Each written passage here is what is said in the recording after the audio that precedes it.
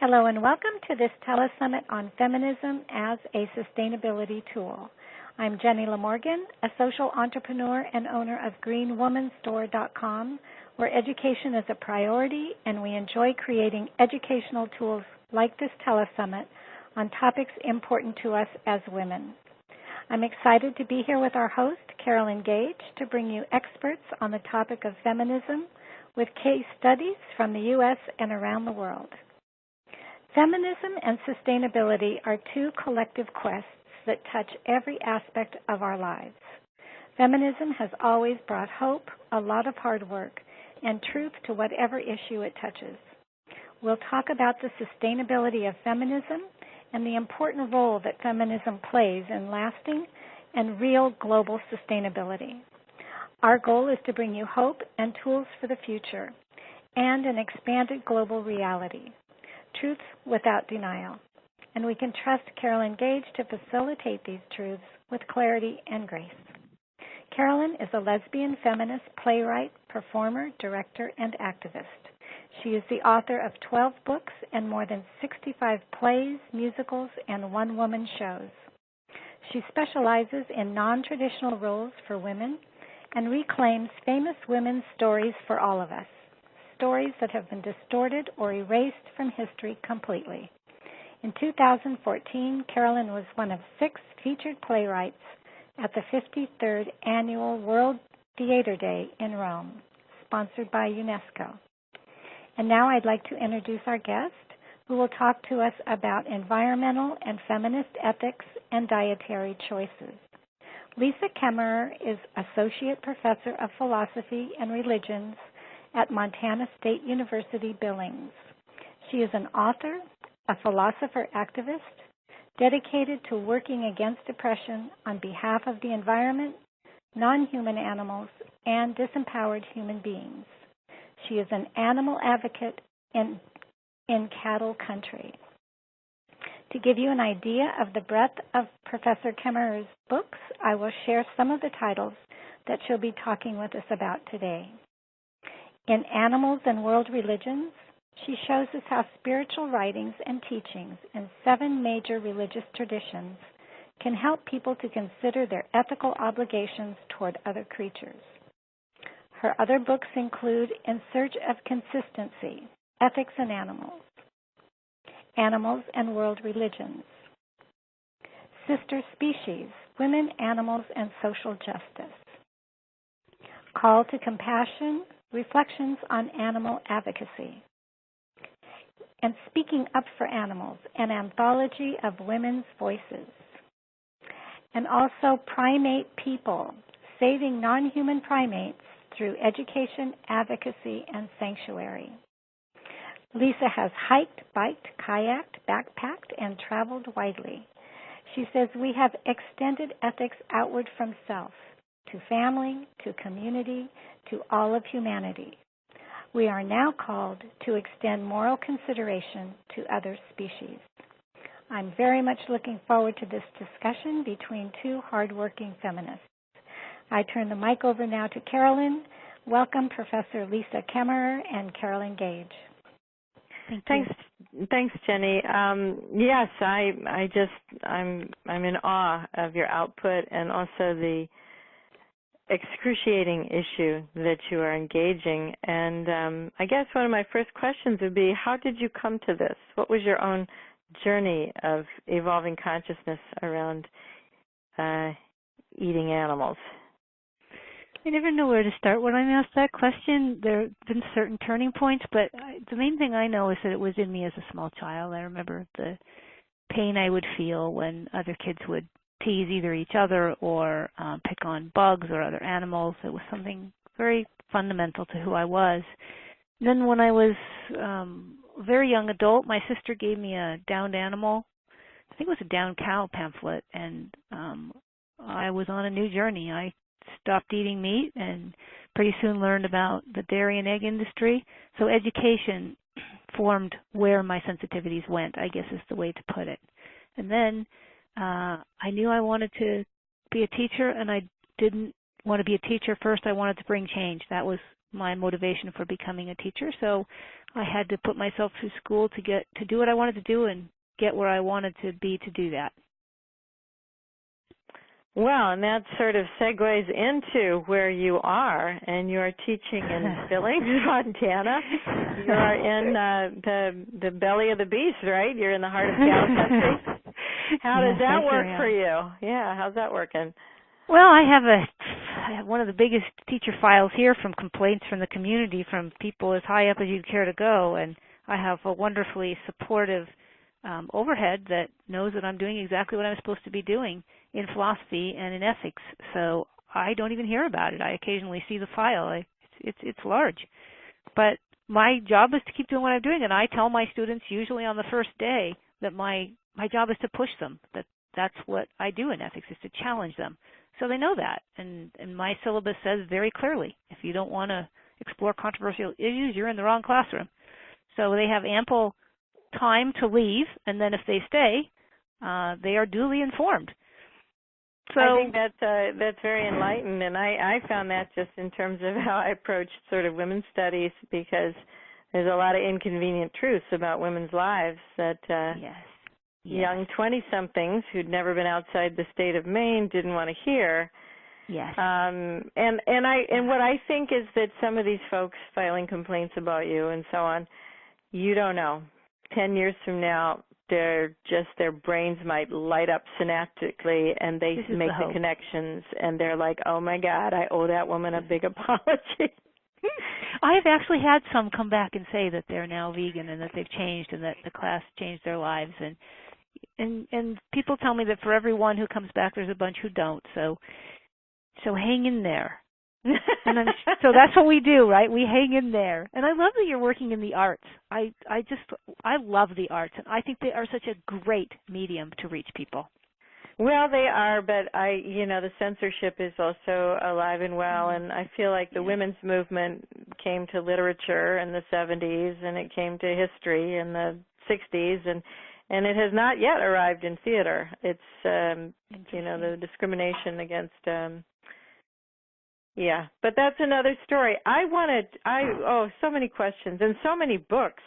I guess one of the things I would say is, like, what would you like to open with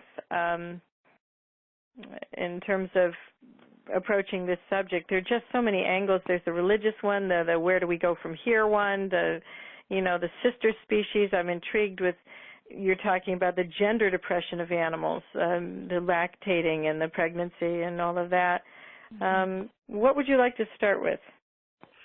Well, since I'm guessing feminists are a large portion of who is present, maybe we should start there with looking at why feminists should be vegans.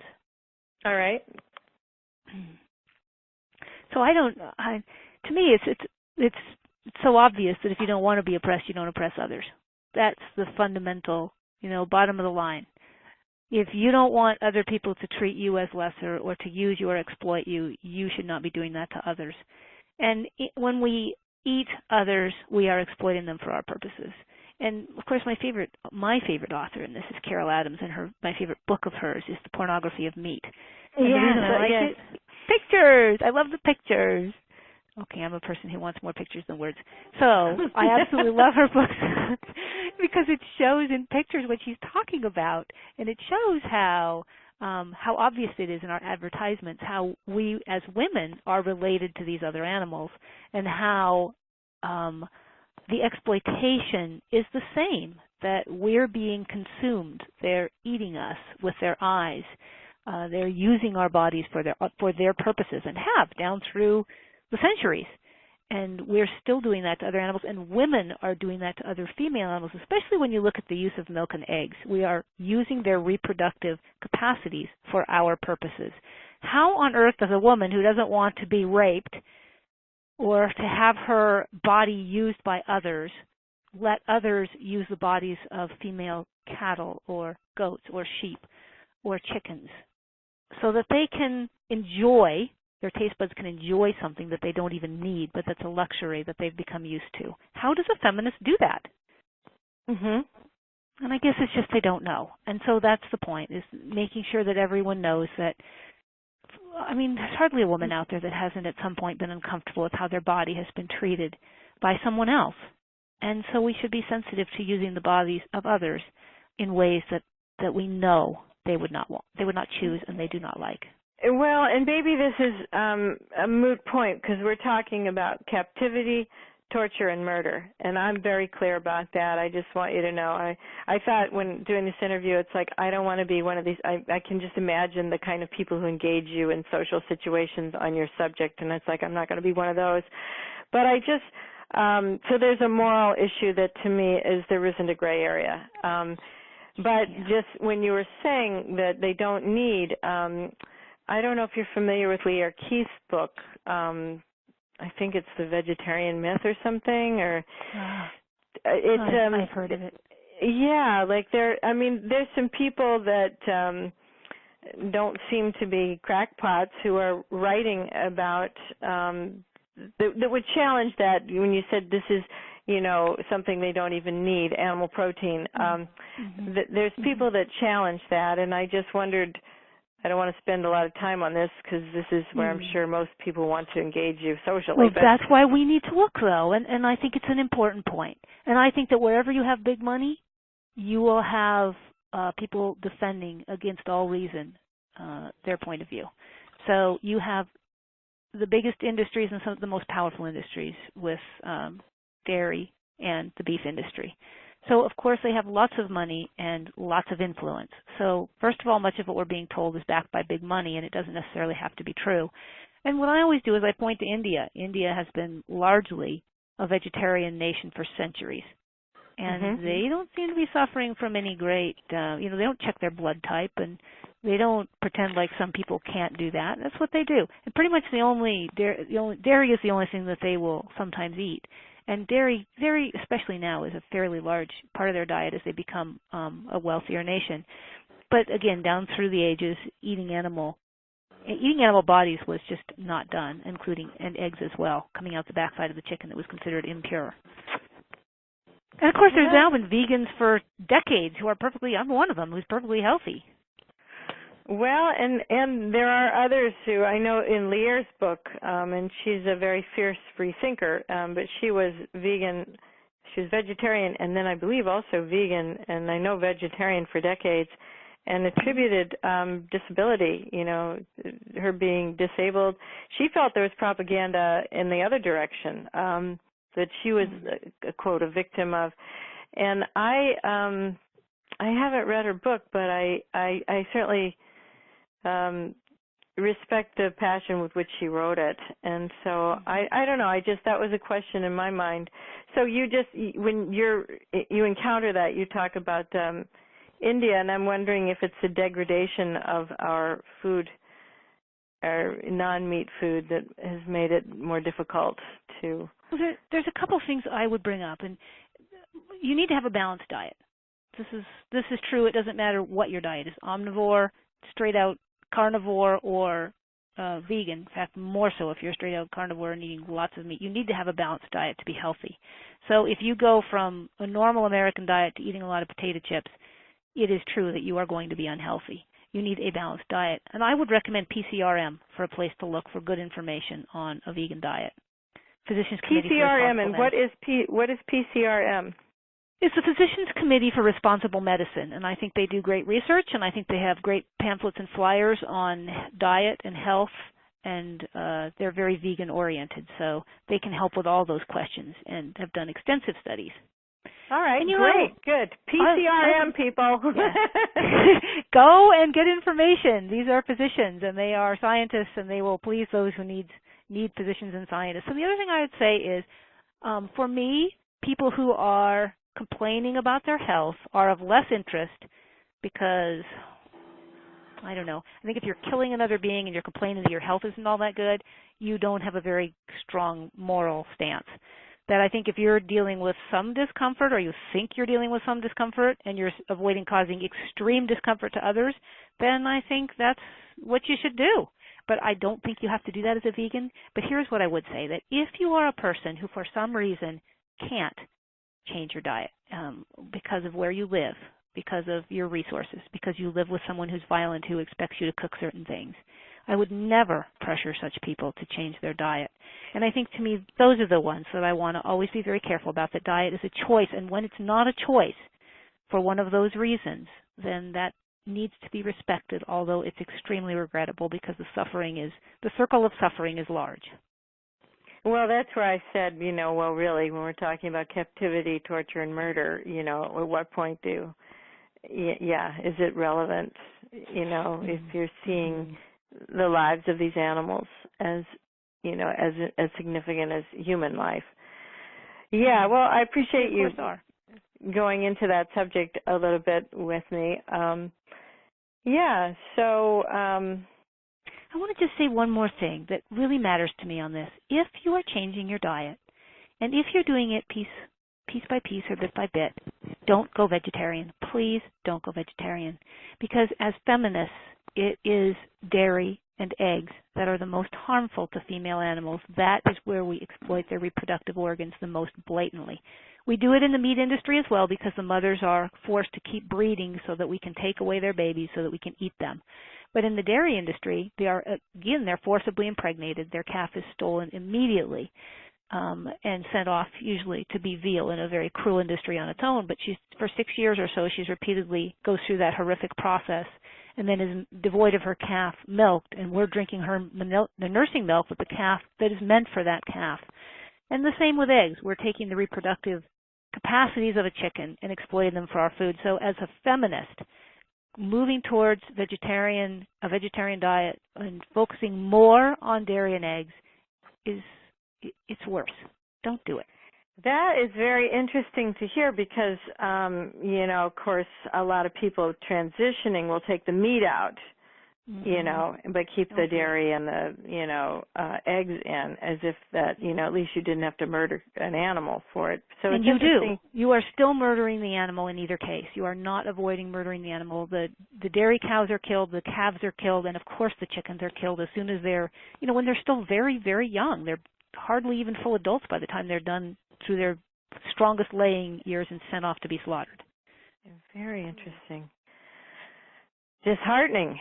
Then moving to the disheartening piece, what do you? It looks like in your most recent book, Eating Earth, that you are talking about solutions and ways for, I guess an industry that is so, devoted to eating animals, the ways in which people can begin to look at transitioning out of that and away from that. Could you talk about that a little bit? Yes, the main point of Eating Earth is that I recognize that environmentalists and animal activists don't work together, and that by keeping us divided, we are weakened. And it's in the interests of the big powers who are exploiting animals and the earth to keep us divided. So the point of Eating Earth was to have us look at the links so that we understand why it is that there should be no environmentalist who is not a vegan. And that the two groups should be linked on key points. And the book's divided into first looking at animal agriculture, the horrific. It is the worst. It is the most harmful industry out there. It is the greatest harm to the environment comes through animal agriculture. Second, looking at fishing and what that's doing to our seas, the collapse of the seas based on our taste for fish flesh. And then finally at hunting. And again, all of these are rooted in choice when we have a choice. If you have a choice, if you care about the world that you live in, or if you care about the animals, explaining why we need to make different choices. I would just love to hear you expound on any one of those. I feel they're all really important. And I'm here in Maine. I'd love to hear about that fishing. Because I guess I was always feeling like the oceans are being destroyed by pollution, not necessarily the fishing stuff. No. It's the collapse of the fisheries, and it's caused by the so-called healthy flesh. And so many of us have moved over to fish, and of course, it's not healthy. The pollutants that are collected in the fish flesh, which of course we're killing off bald eagles and other animals that eat them. So we are disrupting the ecosystems through our fishing. So what's happened is we've largely fished out the fish that we started with, and we've moved on to other fish, the deep sea fish. But the sad thing, and the thing that we always seem to avoid noticing, is that whenever you have fished out a fish, you have disrupted an ecosystem. That while you're choosing to eat something like pollock, which is one of the newer fish that's replaced a fish that disappeared, you are eating it right out of the mouths of, say, for example, sea lions, which I think it's Stellar's. Well, I can't remember for sure which one, but one of them is an endangered species that is dependent on that particular fish. So when we eat fish and when we deplete that fish, we're hurting a whole ecosystem. And we don't need the fish, and it's not healthy for us. So if you look at the facts with fishing, the methods that we use, one of the key words is that they're indiscriminate. So when you drop a net in, when you drop a hook in, what it pulls up is random. So if you have an endangered turtle, oops, caught in the net. So our methods of fishing are primitive and hurtful of ecosystems. So again, whether you're an animal advocate and you care about the fish, or an environmentalist and you care about the endangered species and the seas, either way, fishing should be on your hit list. And the only people who should be fishing are those who don't have other options. It's very interesting. Yeah. And then there were other categories that you talked about than fishing. In the fishing one or in the other chapters? The other chapters. Before I do that, let me also mention that studies show, and one of the things covered in the chapter is that fish have every reason to be covered by animal welfare laws, and they are not. They have sentience. They can learn. They live in communities. They have all sorts of fascinating things about them, and it's just because they don't have big eyes and fuzzy fur and they live under the water, and we can't see them. We can't relate to them. So for the same reason that the environmentalists, it's like clear cutting. If you use the methods of fishing on land where people could see it, there would be mass rebellion. But we can't see it. It's underwater. And we can't see the fish, and we can't relate to the fish. So we're treating them in ways that we would never accept. And that, again, with regard to the physiology of fish and what we know now, should not be accepted. And one of the things that we're trying to do is to go to fish farming, and these are just as bad, for the same reasons. They harm fish. They harm ecosystems, they cause pollutions, and another thing about the fish farming is that the land animals will of course come where you have large concentrations of fish, and it's legal to shoot and kill to protect fish farms. So it disrupts a lot of not only the underwater ecosystems but the land ecosystems around them. I did not realize that. Yeah, that makes sense. Here's one of the coolest things about the fish farming that people don't know. It actually is a net loss of fish because they're feeding fish to the fish. It's called bycatch. It's what you pull out when you drop a net in, and remember I said it's indiscriminate, so you get all these fish that we can't eat. So they're feeding fish to the fish in order to eat the fish, and in the end it's just depleting the seas more. So instead of going to farmed fish or finding a different fish, we need to get off the fish. Very interesting. Well, it's certainly going away in Maine. You know, we regulate the fishing, and because, you know, of everything has become fished out. It's it's just highly regulated, and it's harder and harder for the fisher folk to make a living here. And so I kind of feel like you can come at it ethically, or just it's going away anyway. It's going away anyway. Yeah, that's right. It's going away, and this is the thing I say that all we seem worried about is the people's jobs or the fact that we can't eat fish, and we don't seem to even realize what that means for these underwater ecosystems. Yeah, well, I think what I see in my lifetime, and I kind of feel like I was born in 52, I feel like my generation owes a huge amends. I feel like my generation destroyed the planet. There was efforts in that direction, but it feels like it was that mine was the generation that really just the wholesale, huge destruction of all kinds of things. Yeah. We were thoughtless and greedy. But what I do see is that these connections are being made, not because people are evolving necessarily, but it's just becoming clear, like that our chickens are coming home to roost. And yes. And Robin Morgan said, and I'm just paraphrasing, but she said the genius of patriarchy was the institutionalizing of the disconnect. And I would say the institutionalizing came about through the incentivizing of the disconnect. If you're making connections about all these different oppressions, there's probably not a job in the corporate world you can hold down. So you're incentivized the more you can just focus on your little area and forget what's happening to the ocean or the this and the that, And I see that is really coming to an end where those connections are becoming inescapable. And I think I welcome that. I think that's it's long overdue. And that's what I loved about reading about your work. It seems like you're fully synapsing. You're looking at everything and how everything is interconnected, and it is. Yes, but we are in a culture that has incentivized and institutionalized the disconnect. I'm kind of amazed you're still keeping your job. Sometimes I am too, and who knows what will happen tomorrow, but so far so good. Yeah, well, in looking at that, what is happening? Like when you go up against, when you're trying to propagate these ideas and you're running into people with that disconnect, what are some of your experiences with that? Well, I'd say it's gotten somewhat better. About 5 or 6 years ago, I remember one student basically saying in class, "Why should I respect you?" I mean, he was just a big guy from this area who he didn't even want a female philosophy teacher to begin with, and there I was, and he didn't like it, and so I have to deal with some blatant rudeness, and it's okay, I never mind. I just kind of turn around and look at it. Okay, the question is, why should you respect me? Well, let's look at that. I mean, I'm a philosopher, so I'm happy to look at almost anything and explore the ins and outs of it. But it can be exhausting, and sometimes I think how much nicer it would be to have students who, when you throw the seeds on the ground, it's fertile ground. And I do have some of those, and there's no doubt I have many wonderful students, but there's also a whole lot of them that it's just like pulling teeth to get them to learn anything.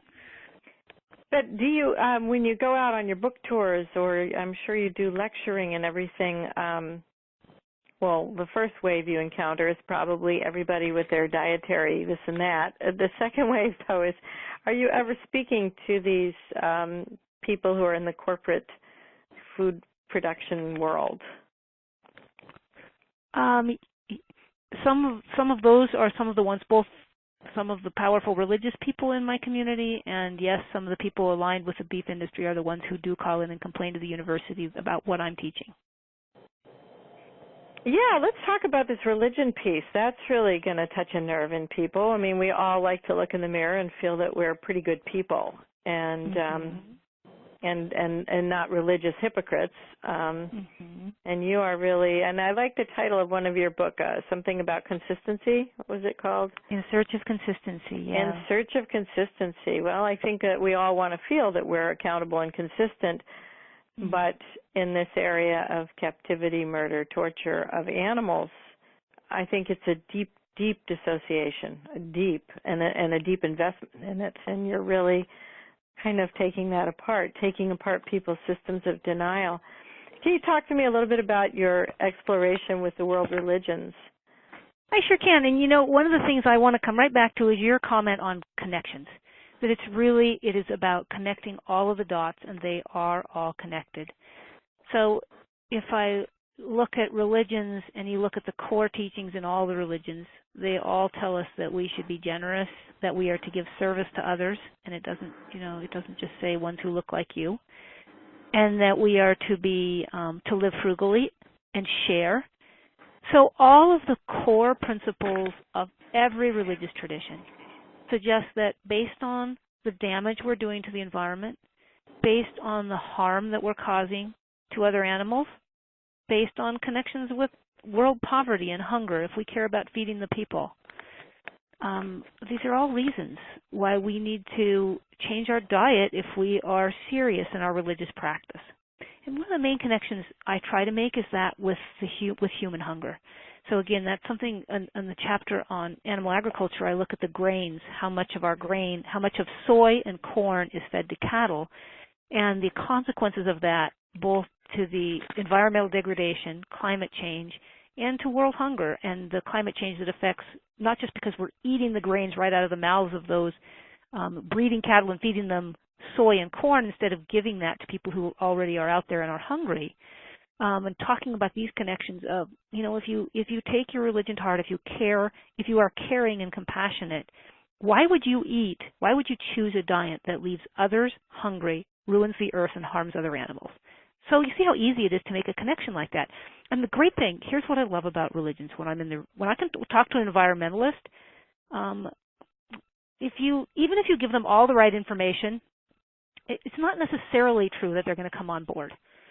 But if you're talking to someone who is sincere in their commitment to a religion, and you point out clearly what their religion teaches, and you tell them very clearly how, for example, their dietary choice is bringing harm in certain ways, they will think more seriously about change because their eternal life is at stake and their deepest convictions. Well, I guess as a lesbian, and I looked at what was written about your books on the religion thing, and for me it cuts both ways. I mean, I see this is such a difficult transition. This is such a sweeping change. And yes, I can see where religions would be kind of a wedge, a way in to that change, because that's already in place, and it's absolutely, unquestionably an ethical thing. But on the other hand, as a lesbian, I'm not real fond of church dogma and church edicts, because they can just as easily come down on the wrong side of things. And I am not a fan of any kind of religion of any sort. Spirituality, yes. Religion, no. And especially religions that dictate behaviors. All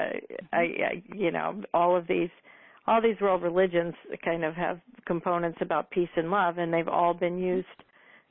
Maybe some of them I don't know about, but most of the major ones that I know of have been excuses for some of the bloodiest military endeavors. And so I looked at that and I thought, I'm a little ambivalent about that. But you have spent a lot of time looking at that, and yes. My guess is seeing that as a gateway to social change.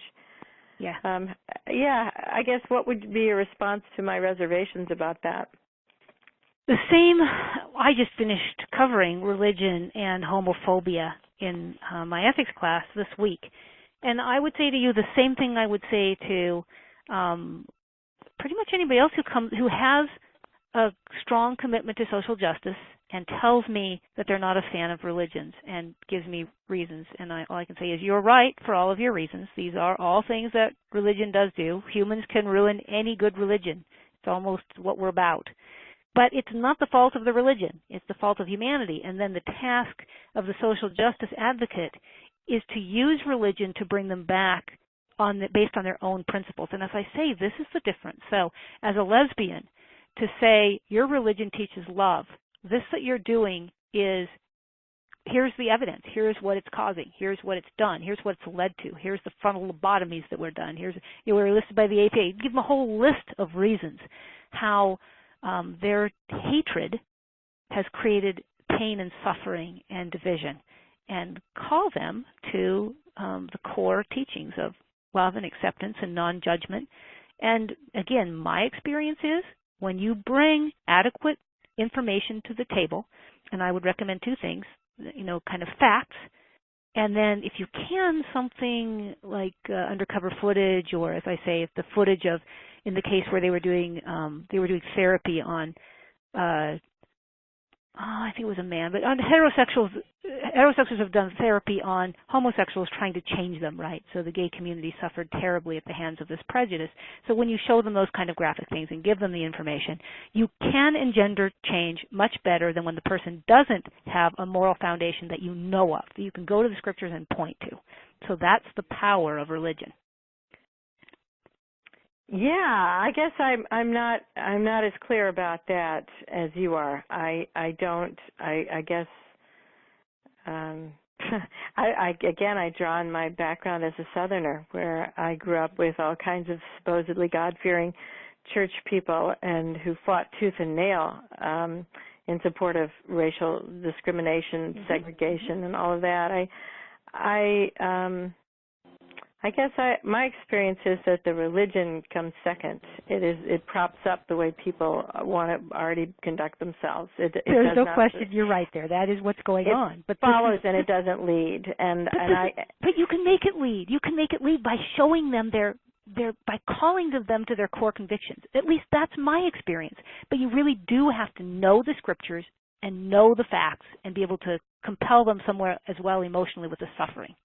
But you can do that. That's my experience. And you can do it better if they're religious than you can. An atheist can say, I don't care. You will not find anyone committed to a religion saying, I don't care. Well, right? that is very interesting. No, in my experience, no. I found that the disconnects are rife, and I actually named myself after Matilda Jocelyn Gage, who was an early suffragist. She wrote an astounding book, Woman, Church, and State, and she said that it is like the misogyny of the Christian church is not a footnote or some deviation or anything, that it is integral. The whole raison d'etre for Christianity is access to women's resources and women's bodies. And I believe that's true. I believe if you take the misogyny out of Christianity, you have nothing left, that it really is, and so I don't know if the purpose of this podcast is engaging on deep philosophical issues around religion, but I don't feel as optimistic as you do about that. I don't blame you. I don't blame you. That these are, beautiful ethical systems that just need tweaking here and there, or that the followers they need more than tweaking. They need a serious overhaul. Yeah. I mean, I just try to imagine Catholicism without the spiritual inferiority and subordination of women, and there would be nothing left. But there is, right? There is still the core principle of love. It's been co-opted. No, I think it was never anything but a corporate entity. I disagree. I think that these things that you're calling the core values are the window dressing of highly corporate entities that were always that.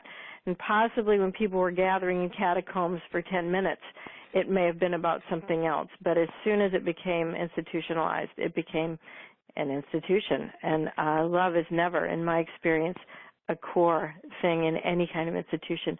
The institution becomes all about perpetuating itself and propagating itself.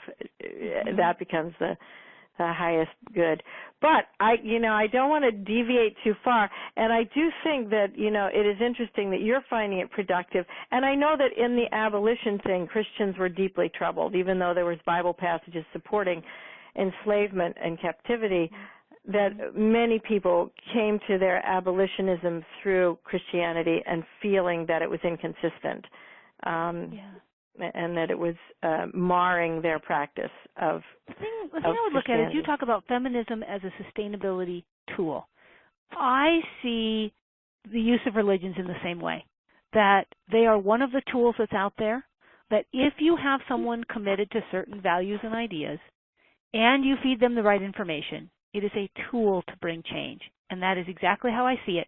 And if you look at even just the first and the last chapters of the religion book on animals and world religions, it makes a case, I think it's pretty airtight, that basically if you are X, Y, or Z, and it's a Christian, or if you're from these traditions and these are your scriptures, you don't have any choice but not only just to go vegan, but to be an animal liberationist, because that's what's written in your scriptures. Now, it's true, that's not what the church is doing, but that's not the point. If I can look to their scriptures and use it as a tool to get them to think about something they need to change. Well, let's say you're going up against, if you're going up against somebody who's a very literal person, it seems like a great deal of the Old Testament is about, the eating of meat and all the ways in which you can eat it and what you cannot eat it with. How would you reconcile that with easily? God created a vegan world. That's the thing. So whatever came after that wasn't God's original design. Genesis 1:29, God creates a vegan world. So anybody who's suggesting that it's preferred to eat meat doesn't know their scripture. Yes, but the things that Moses did in those first 5 books are very, very detailed dietary restrictions that were sort of based on eating meat. Supposedly, these Bible literalists will tell you, well, that is also the Word of God. All of those. It absolutely is, and I would never say I would never say that it's not an important part of the Scripture. But what's clear is it's not God's original intent. That you go through Genesis 6 and there's violence and corruption and humans are so bad, God tried to kill them off in the flood. So you can't argue that what happened after is preferred by God or God's. It's certainly not God's original plan, which is clear in Genesis, in which we are created to be vegans and we are created to caretake the world. Well, if I was an evangelical, I would say, well, God is evolving also, and are acknowledging that now that He's created all these animals, we're supposed to eat them. I don't know. I think that you might run into some problems with that because there is such I've never had them tell, and I live in a very Christian part of the world. I've never Really? had anyone respond that way. No, they take it. They get it. They get that God is.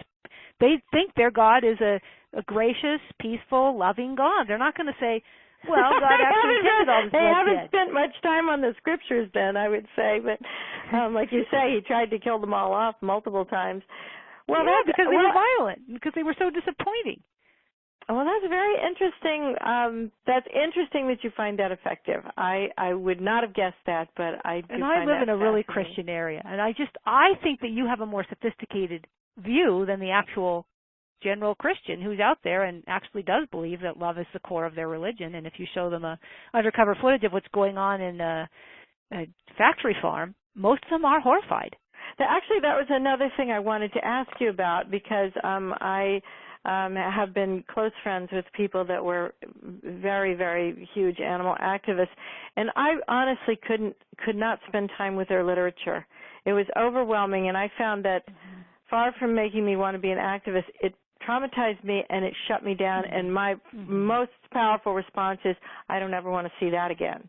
How do you, I mean, when you approach people with this subject matter, I'm sure I'm not the only person who responds to those pictures, and the same way, like, could you just talk about your experience with that? I sure can. It's traumatic material. What we're doing to animals is traumatizing. And my students are required to see it if they're not vegan in every class. And I mean, if they don't see it, they basically lose out on the points of the quiz, because if they don't watch it, that's the suffering they get. And if they're vegan, they don't have to. But if they're not vegan, they need to see what they're doing.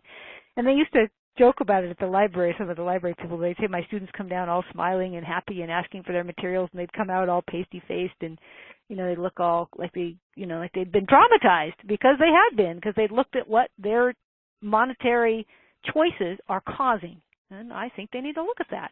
Now, I don't think that vegans need to look at that, and I don't think that you need to keep hammering yourself with it, but I think that people who are causing this suffering need to know what they're causing.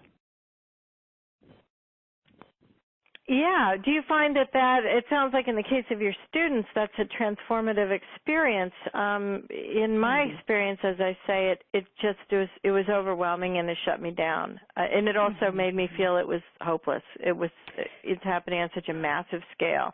Yeah. Well, one of the things I do is I do talk about it beforehand. I say this is hard to watch.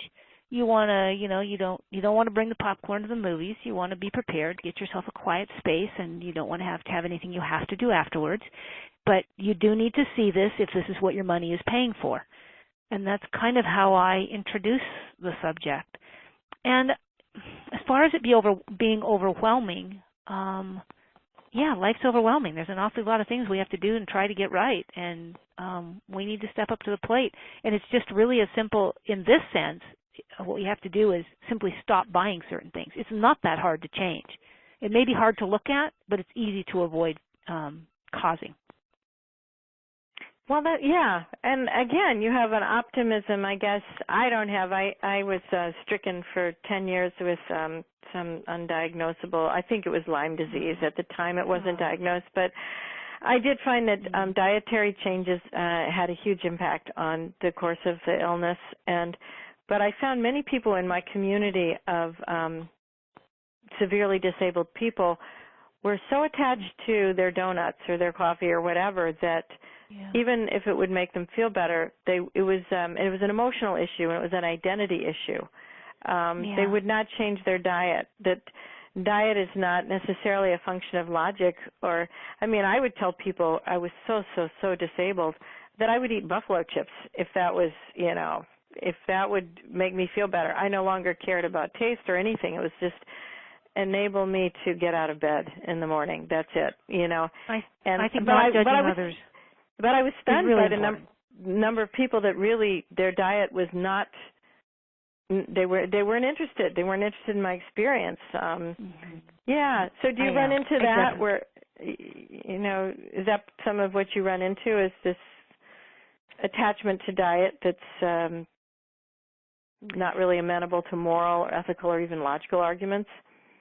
Yes, of course. And I think this is the beauty of the new industries, where you can basically find a copy of anything you're addicted to, and no, it may not be exactly the same, but it's going to be darn close.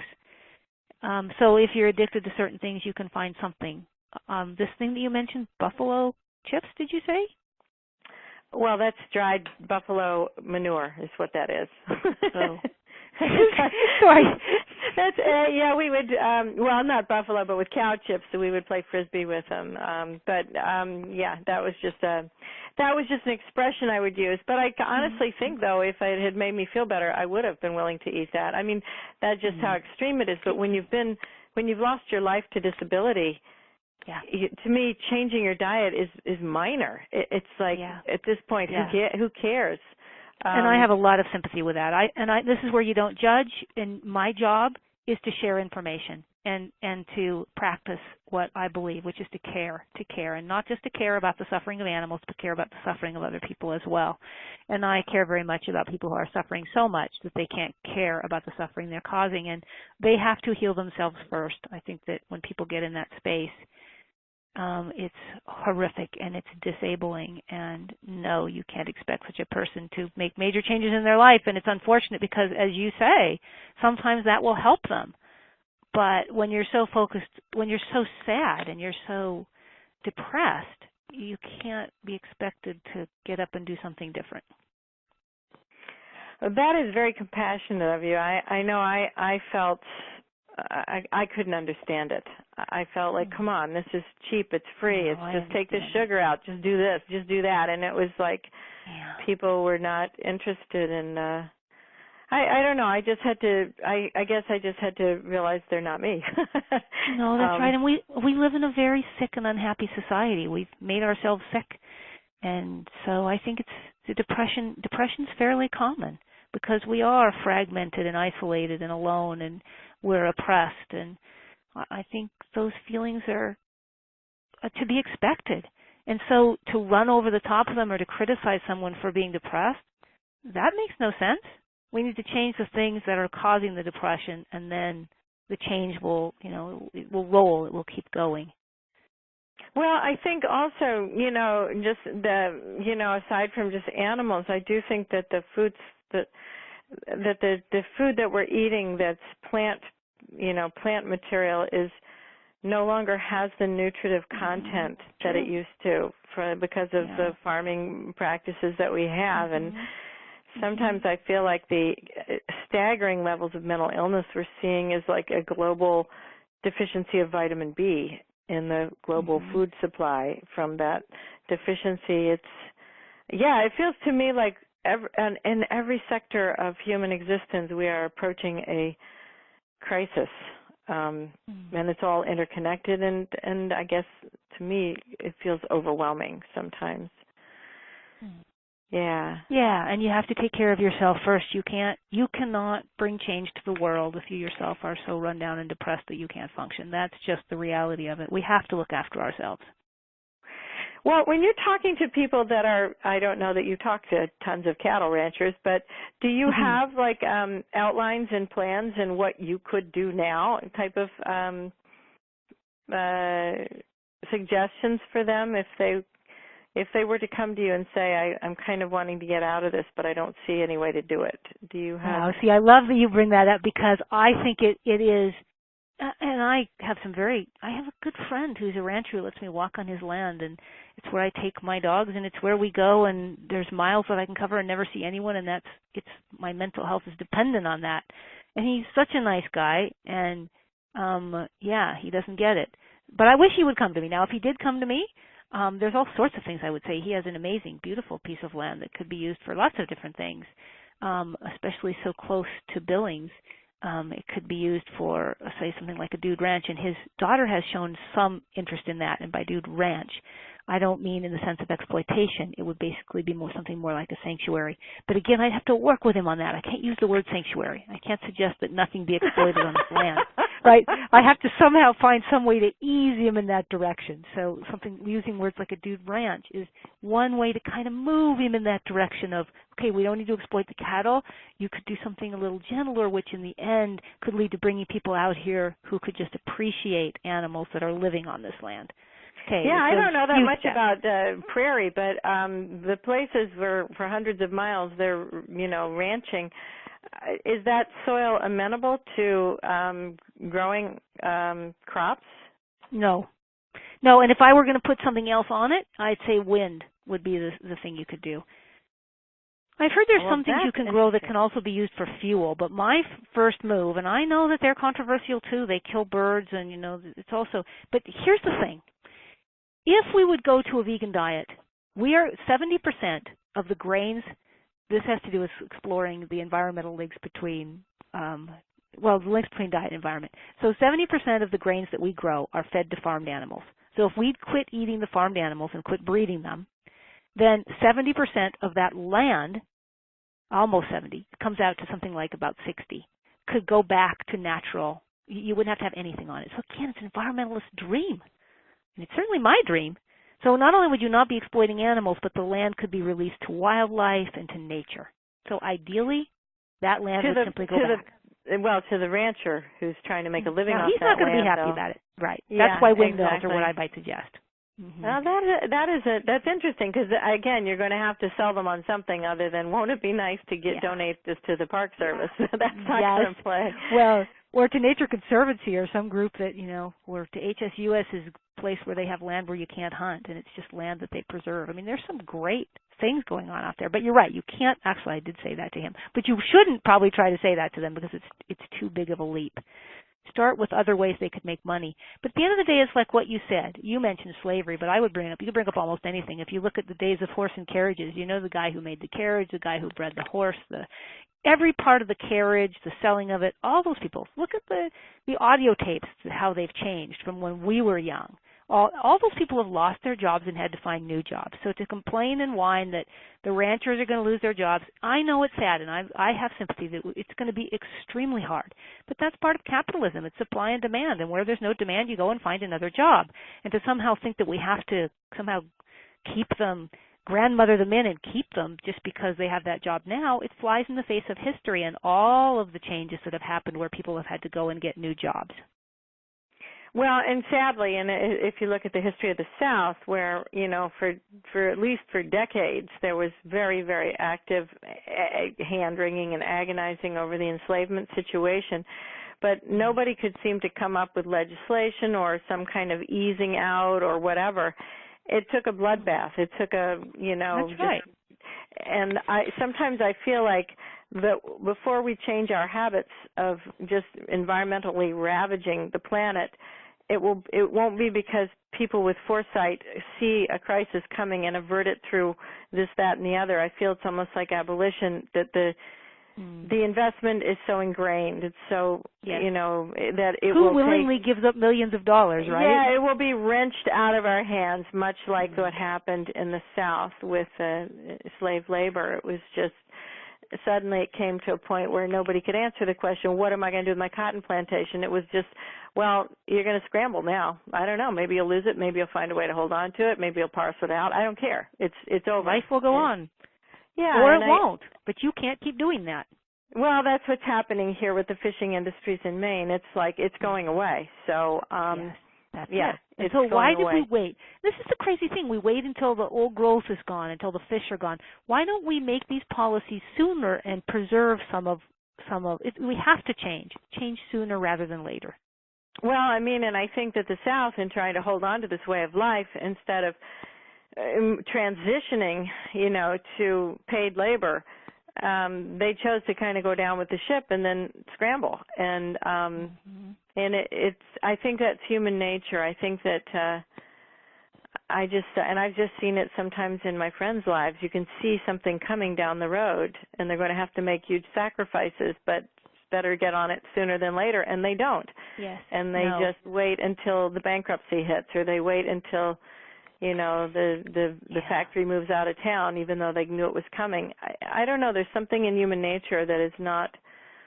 Well, we also do lame things like this grass-fed and organic, and we pretend like somehow this is going to save if we keep eating meat, and it's not. Organic's great, but it needs to be organic vegetables. Grass-fed will not work. This is not sustainable. Well, and this is like the liberal environmentalists. If everybody would just change their light bulbs, we'll be fine. Yeah, a real failure to grasp the scope of the problem. It's not Priuses and light bulbs. It's oil. Yeah. It's a lot of things. But yeah, I thought that was interesting that you don't make concessions to this, like you say, the grass-fed or the free range or anything that you're. No, grass-fed actually is more harmful to the environment because it creates more methane, and cattle are the number one contributors of anthropogenic, as in human-caused methane. That's and it's very interesting. It's the most potent greenhouse gas emission is methane. It's the most potent, and cattle are the number one contributors. So they're the number one contributors for our water pollution, our dead zones, and deforestation, and extinctions, and soil degradation, and freshwater depletion. This is why I say the environmental situation, we have got to change our diet. It doesn't matter who loses their job at this point. We need to change our diet. Very interesting. Wow. Well, I see that we just have a few minutes left, and I guess that I would like for you to take those 3 minutes. And what would you like for people to take away from this? Or what would you like people to do? What would be the first steps, or whatever you would like to talk about? I want to tell you, I'm so grateful you're in the world. You're able to look at this without flinching, and you're also not worried about being most popular professor on campus, but you probably are, actually. Indeed, because, I'm not worried. Yeah, I'm loved and hated.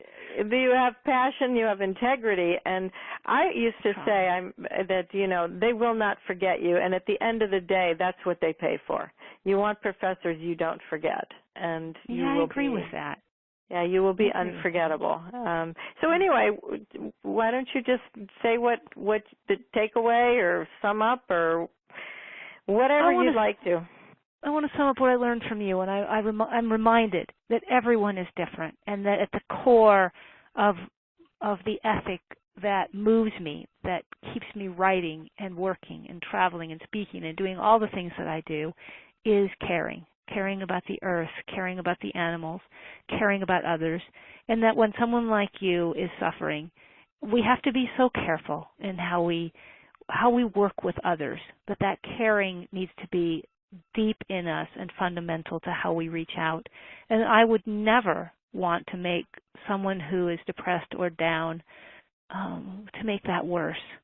So to always be careful of that, and I will think about that with my students, and because students are young and they often have problems, and maybe being even more careful in how I present the subject to be sure that they're covered. And I always announce to them that there's places they can go, that there's a free place where they can talk to someone, and I always make sure that they're aware of that coming into class, to try not to overwhelm them, because life is hard, and it's an endless process, and none of us is ever there. We're always traveling until the day we die, and probably even afterwards.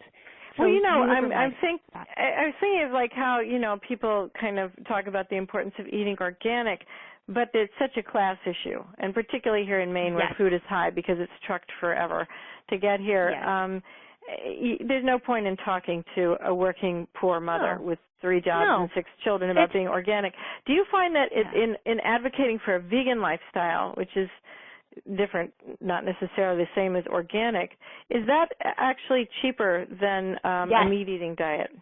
In Eating Earth, I do a cost analysis, and I show how the cheapest way to eat is the vegan way. And what you do is you'd buy a big bag of staples like rice or kidney beans or something like that, and then the frozen vegetables. And it's nutritious, it's healthy, and it's so cheap. It's cheaper than any other way to eat. Well, that's good, because sometimes when people get on their organic high horse, I like to remind them this is a privilege issue. This is not. It's a privilege issue. It absolutely is. But it is nice to hear you say that not organic, but the vegan switch is not a privileged one. It's actually cheaper. It's cheaper. Yes. Yeah. Well, we're at our time here, so Jenny, I guess we turn it back over to you. Are you there? Thank you, Carolyn. That was fun. Thank you very much, Lisa Kemmerer, and you've shared a lot of tools to inspire us toward a more feminist ethic in our dietary choices. Thank you. Thank you so much. Thank you. And thank you, Carolyn Gage, for a very interesting discussion. Thank you. Thanks. And you can explore more of Lisa's work at lisakemmerer.com. That's LISAKEMMERER.com. And Lisa's articles and presentation pages on her website are a wealth of information and education. Please click on the link and learn more about her work. And we have 2 of Lisa's books available on Green Woman Store. Her newest book is still out in hardback, Eating Earth, Environmental Ethics and Dietary Choice.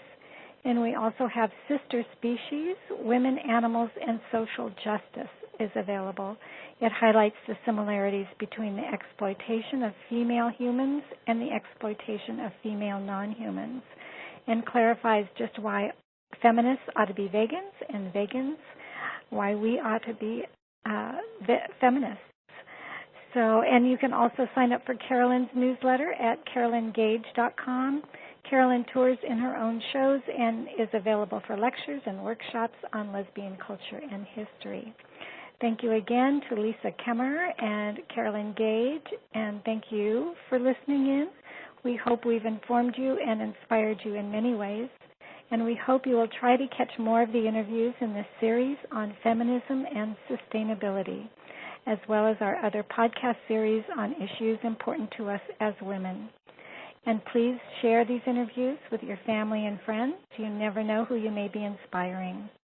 No matter what your description or experience of feminism is, we hope to have heightened your understanding of feminism's important role in all aspects of sustainability, and restored and strengthened your resolve to build alliances for the future. For it is very clear that none of us is really alone. Keep listening, and bye for now.